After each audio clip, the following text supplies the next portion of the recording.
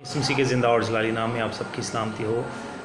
मैं आज की आयत आपके साथ शेयर करना चाहता हूँ। हम देखते हैं बाइबल मुक़द्दस में से कि खुदा जो है वो गुस्से को पसंद नहीं करता।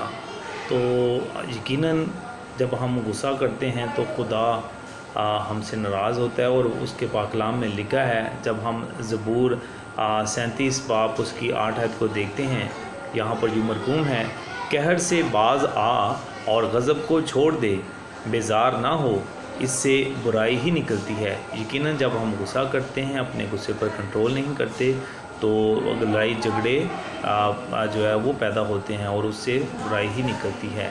तो इसी तरह अमसाल 14 बाब उसकी 29 आयत में लिखा है, जो कहर करने में धीमा है बड़ा अक्लमंद है, और जो झकी है हमाकत को बढ़ाता है।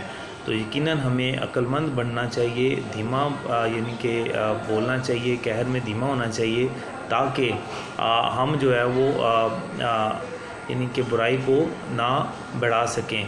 तो और याकूब पहला बाब उसकी 20 आयत में लिखा है, क्योंकि इंसान का कहर खुदा की रास्तबाजी का काम नहीं करता। जब हम गुस्सा या कहर करते हैं तो वो जो खुदा की रास्तबाजी का काम नहीं हो सकता। और इफिसियों 4 बाब उसकी 26 आयत में लिखा है, गुस्सा तो करो मगर गुनाह ना करो, सूरज के डूबने तक तुम्हारी खुफगी ना रहे। तो यकीनन खुदावंद के पाक कलाम में से हम देख रहे हैं कि वो तमाम आयत जिसमें खुदा हमें कहर से बाज आने और गुस्सा ना करने की तलकीन कर रहा है। तो खुदावंद आज के इस पाक कलाम के वसीला से हम सबको बहुत बरकत बख्शे। आमीन। God bless Pakistan, God bless ISIC TV। Thank you.